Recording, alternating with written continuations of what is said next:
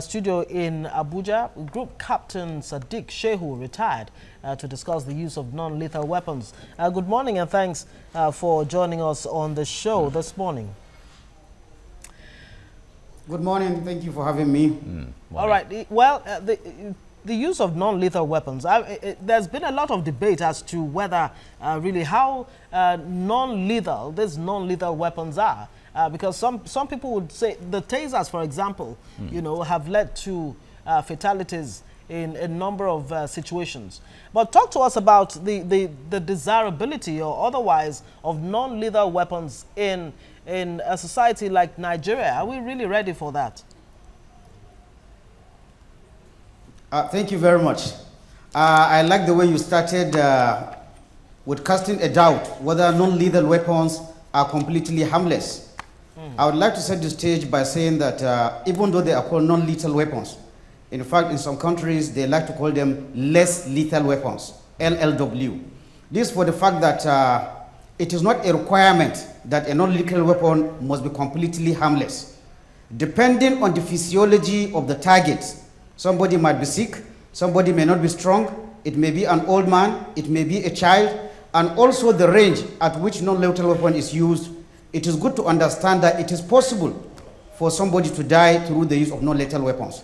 However, what cannot be disputed is that the effects of non-lethal weapons as opposed to the effect of lethal weapons is greatly and extremely reduced. By design, they are expected to cause temporary incapacitation. And in addition with training recommends areas where you channel a non-lethal weapon at a target. That is as somebody you want to stop. Training is complemented. It's not only the non-lethal, it's how you use it determines whether you actually kill the person or you achieve what is required, which is temporary incapacitation or dispersal or denial of an area. That is the purpose of non-lethal weapons. All right. With regards to Nigeria in particular, yes, it has been a debate because currently, apart from tear gas and maybe water cannon that we see used, I can say both the Nigerian military and the other security forces, they are not really into the use of non-lethal weapons. And if we are to look at global best practices and what happens in countries, the kind of threats we are having now, they are various. There may be situations where you are required to use lethal force. For example, you're on security and somebody approaches with a gun or with a knife, you shout, he doesn't stop and he's approaching, or he has actually killed people or is about to kill people. Certainly there is no confusion about that. A security officer can use a non-lethal weapon. However, there are cases in between where the protester is coming. He is not carrying a lethal weapon. He is carrying a stone, or he is carrying a stick, or he is carrying a catapult. In as much as at close range, these things can kill. The security personnel is supposed to use discretion by looking at what is the man holding, how distant is he, what is the lethality of the weapon he is carrying, and in such situations, it is really clear that there may be situations where lethal weapon is not the option. So lethal weapons, in as much as it is recommended, I have to also set one thing clear. It is not recommended in every country where non-lethal weapons are used. It is not to say that soldiers will deploy with only non-lethal weapons. However, non-lethal weapons will complement lethal weapons so that the commander, so that the soldier, so that the policeman, so that the DSS officer, so that the custom officer has a choice of weapons to use. Lethal and non-lethal. Okay. Depending on the situation. All right, Group Captain. Yes, you used the word discretion just now, where an officer should use discretion. Let's narrow it down to the issue of the Shiites, where the military has been accused of using lethal weapons against people who are protesting, just with stones and clubs sometimes and all of that.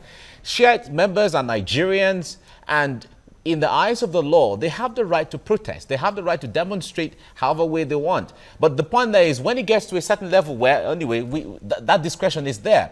But would you say that the military have used their discretion, maybe not rightly, by using lethal weapons on people who are demonstrating? Unfortunately, when discussing this issue, you have to look at what is available to the military. Okay. We have to start debate from there. If you send a soldier or a policeman or even a customs man stopping rice smugglers, if he has only AK-47 and live bullet, certainly at the slightest provocation, at the slightest feeling that his life or the life of his colleague is in danger, the only thing he has to respond with is what is in his hand. So in as much as there is a lot of heat on the military and other security forces, in all honesty, this is also on the political leaders. Have they equipped the military, the police, the custom, the civil defense? Have they equipped them with the necessary choice of weapons, which the man can look at this situation? What am I supposed to use? Am I coming against a small child? Am I coming against a stubborn pregnant woman? Am I coming against an old man? Am I coming against somebody holding a stone? There is no choice. And there is this document, Basic Principles on the Use of Force and Firearms by Law Enforcement Officers. It is a UN document. What it clearly recommends for countries, including Nigeria, all members of the UN, is for internal security operation, you provide your forces with a choice of weapons, ranging from non-lethal to lethal. So the onus is that it's on the government to actually ensure that our security forces are equipped with the necessary choice of weapons with which they can use during internal security operation. Apart from that, we also seem to overlook what causes a soldier or a policeman to shoot at somebody holding a stone or holding a club. It is simple. It is self-survival. That is why the issue of also not only the non-lethal weapons, but protective equipment for security forces. I will give an example. If a soldier has a face visor that covers his face, and somebody is throwing stone, to some extent the soldier knows that that stone cannot hit him in the eye, cannot break his head. If he has a helmet, he knows that that thing cannot break his head. If he has a shield, he knows a stone cannot break his head. But being a normal human being, you can do the experiment. If you try to hit somebody now, the first reaction is to cover his face or cover his head. It's the same that is happening with security forces. If you throw a stone and there's the danger of breaking a head or smashing the eyes of a security officer, and he has only AK-47, the natural response is that he will respond with AK-47 because he will believe. So it's issue of non-lethal weapons. It's also issue of providing protective gear for those people going. So that is really the fundamental issue here. I mean, you just put it very, very so government hasn't clearly. done so much. Those who are equipping our security forces are the ones who are just not getting it right. You know, like they say, trying to kill an ant with a sledgehammer, which seems to be the norm. Now, so what is the missing link here? Is it that you know, federal government does not have the understanding that, look, it is not in every instance, like the BBOG protest, for example, you know, near the Aso Rock Villa, you know, that's Unity Fountain, or even here at Ojota, where every now and again Nigerians actually have to go out there to protest, which means governments don't understand. Is that what it is? That you cannot meet these people with force, or you should not in the first place? Okay. All the stakeholders have a role to play to ensure that we use proportionate force in IS operation. First, we have to get understanding that we're in a democracy. Democracy, whether we like it or not, it brings some good things and some bad things. Democracy is a terrain where people look at the constitution. I say, I have the right to demonstrate. I have fundamental human right of assembly. And some people would exercise that right. First, we have to agree that public demonstration, civil disobedience, they are part of democracy and they will continue to happen. What is the government supposed to do? The government is supposed to ensure, like I said in the basic principles on the use of force and firearms, that they equip the military, and not only the military, all the security forces. It should be a holistic, even the customs. There are cases of customs shooting rice smugglers. Rice smugglers, ideally, yes. should you shoot somebody and kill him because he's smuggling rice? But if the customs man has only a live round, that's what he's going to use. So government should provide the equipment for the military and the other security forces. I have been following these events. I know in some fora, even this debate within the military is there. There are people who believe that if the political masters are going to be sending us to do IS operation, that's internal security operation, against Nigerian citizens, not against foreign enemies, then the government should provide us with weapons that are necessary to do the task. So I want to advise the military, because in the long run, they are the ones who carry the brunt. They should talk to the political masters. We want non-lethal weapons. We want protective equipment as long as you continue to deploy us in internal security operation. And the government should listen to them. I followed the commission of inquiry that was set up by the Kaduna State government. Yes. One of the revelations at that commission was that the one-div Nigerian army, following the escapade that happened in December 2015, they actually set, as it's supposed to be, they set up a board of inquiry because of the lives lost. And one important thing which our policymakers did not take up is that the military itself, in that report, they recommended that as long as you are going to be using military for internal security operation, please provide us with non-lethal weapons. It is a recommendation in board of inquiry. So if the military has spoken, what have the political masters done? The military is not going to buy equipment of itself. It's the government has not done anything. Last week, when I had the spokesman of the defense headquarters, Brigadier Agim, saying we don't have rubber bullets, I actually smiled and said, I would have liked that this message come out. Federal government, please provide us with rubber bullets. Because in the long run, it's the military man or the policeman or the civil defense man who shoots somebody that carries the burden. So give them training, give them the equipment. Again, unfortunately, I have not seen our lawmakers coming into it. In the United States, in around 1995, after the experience in Somalia, it was the Armed Service House Committee on Armed Services of the United States House of Representatives that brought up the issue. In fact, they commissioned a research on the use of non-lethal weapons. Are our soldiers going to continue using only live rounds anywhere? It's as a result of that investigation by the House Committee that eventually it was prevailed upon on the United States military. All the services now, they have non-lethal weapons programs. I do not see our lawmakers going into this. From that 2015, where the army submitted a report after the first problem between the Shiites and said government should be giving us, somebody ought to have taken that up, either at the legislature or at the executive. But unfortunately, 4 or 5 years down the line, we are still where we are. And it's the military that is going to be. So honest, what I am saying, the military itself has to shout more. Give us the necessary equipment. Okay. Well, the legislators and the executive also has to talk about it. Hopefully they will. We hope they take that up from now. Now let's narrow it down to individuals. For instance, in Nigeria, if you're going to own any kind of weapon, you need license. But let us talk about issues of instances where someone has to come up with self-defense. What kind of non-lethal weapon can anyone use for self-defense situation? Thank you very much. For now, the issue of non-lethal weapons legally in Nigeria is a vacuum. You cannot say whether it is allowed or not.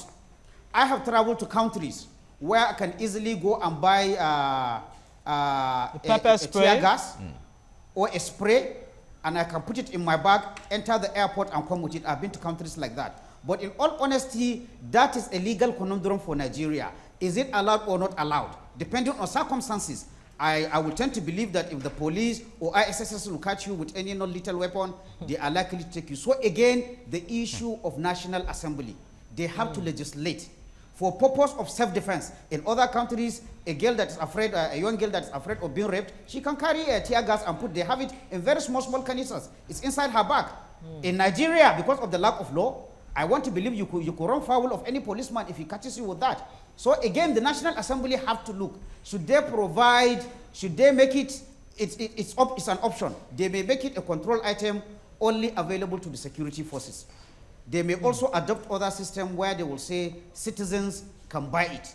But of course, there has to be rules and regulations on using it. If not anything you give people, again, it can be misused. That is my opinion on that. Absolutely. And still talking about this non-lethal weapons. It's not only the victims, really, that are affected. Those who actually bear the weapons themselves, whether it's non-lethal or lethal, actually are, at the receiving end too. I'm talking about the police or even the soldiers. In Israel, for example, in 2003, they actually outlawed the use of rubber bullets, except in extreme cases, because they found out that both those who wield these weapons actually are affected too. So both sides really need to be protected from, extreme force or use of force.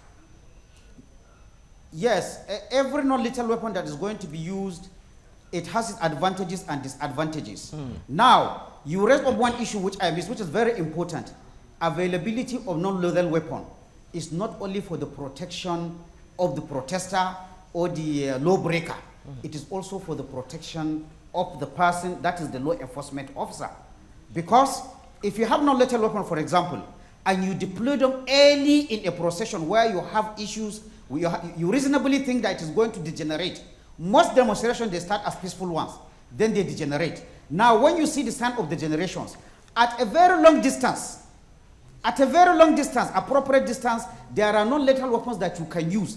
Some will concentrate body heat on the protesters and they will be able to disperse. Some like tear gas, some like water cannons, different effects on the disperser. Now, if you disperse them, you have even prevented the issue of the man coming near range and throwing stones and breaking the head of a soldier. We have seen soldiers injured. But that's another advantage of a non-lethal weapon. It can allow you to engage the protester at a relatively safe distance and disperse him. The purpose of law enforcement, the ideal result of the law enforcement is either to arrest, to disperse, or to stop somebody gaining an entry.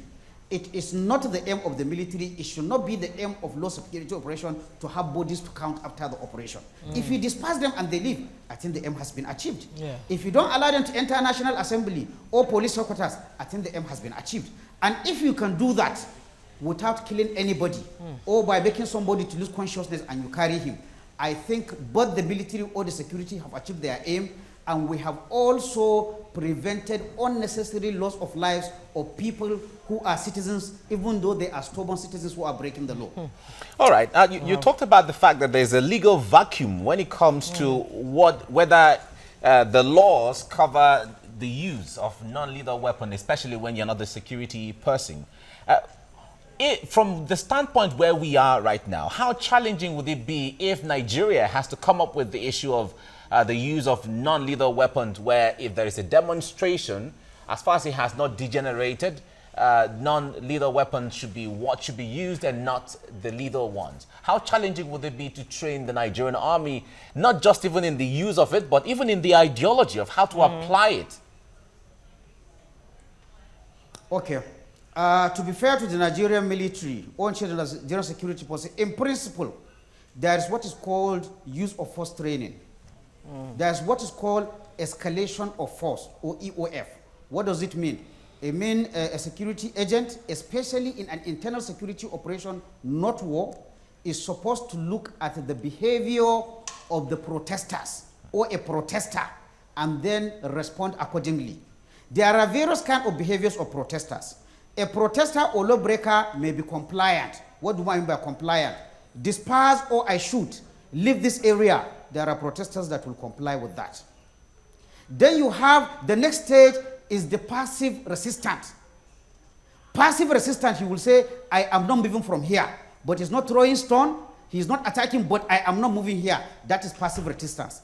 Now, at this first and second level, the military or the security forces are told to use de-escalation, negotiation, mediation to resolve that.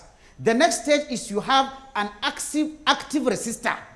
Active resistor, not only he has refused to leave, but he's also taking some, unfriendly action towards the security forces. There again, you have to start thinking of either, in fact, you might even use body mass to catch him physically, to shove him aside, or you start thinking now of the non-lethal weapon.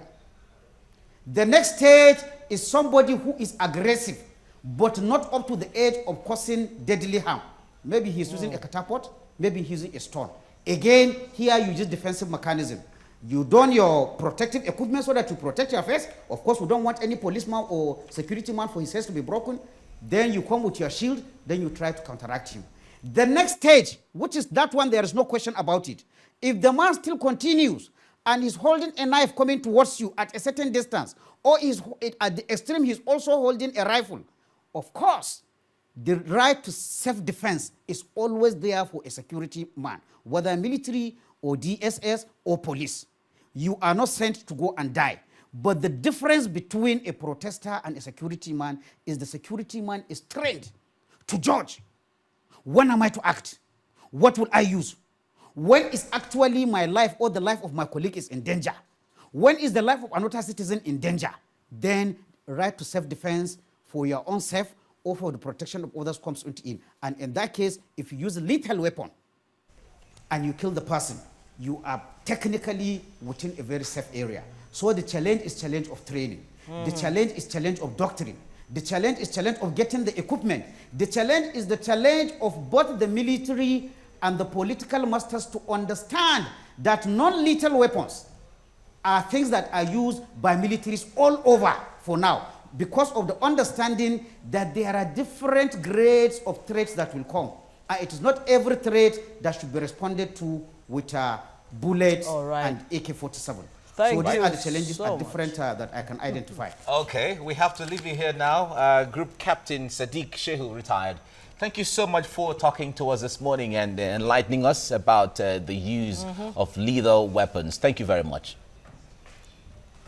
Thank you very much. It's a pleasure. Thank you. All right. All right, very expert views there on non-lethal weapons. Moving on.